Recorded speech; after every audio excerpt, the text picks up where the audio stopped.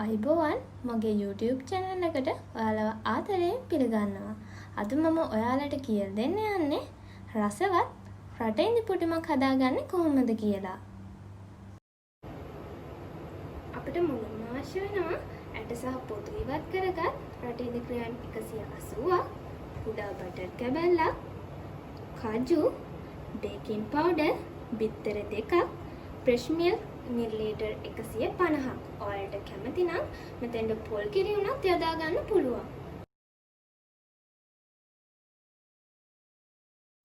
අපි මුලින්ම රටෙන්දි ටික සහ fresh milk ටික එකතු කරගෙන හොඳින් බ්ලෙන්ඩ් කරගනිමු.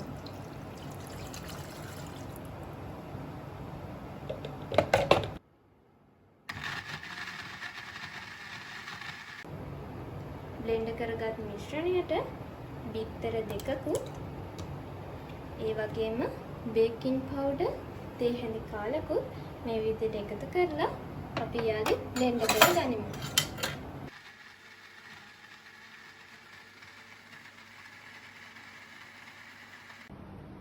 අපි මේ විදිහට වාචනය හොඳින් බටර් ටික තවර ගමු.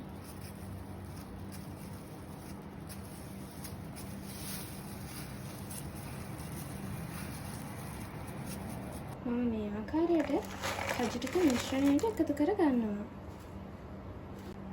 මම මිශ්‍රණය මේ විදිහට වාචනයට එකතු කර ගන්නවා.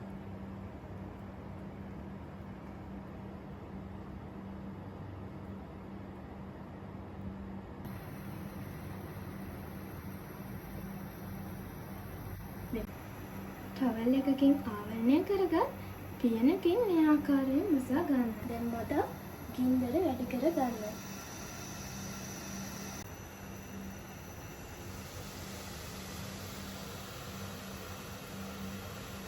මේ තියෙන්නේ මම හදාගත්ත රසම රස රටෙන්දි පොඩිම. ඔයාලට කැමති නම් මේ වෙලාවේ රස බලන්නත් පුළුවන්. නැත්නම් පැයක් විතර ෆ්‍රිජ් එකේ තියලා රස බලන්න පුළුවන්. ආයෙත් මේ වගේ රස රෙසිපි ගොඩාක් ගැන දැනගන්න මගේ channel එකත් එක්ක දිගටම එකතු වෙලා ඉන්න. ඒ වගේම මගේ channel එක subscribe කරලා ළඟම තියෙන bell icon එකත් click කරන්න. මගේ වීඩියෝ එකත් එක්ක රැඳී සිට ඔයාලට ගොඩාක් ස්තුතියි.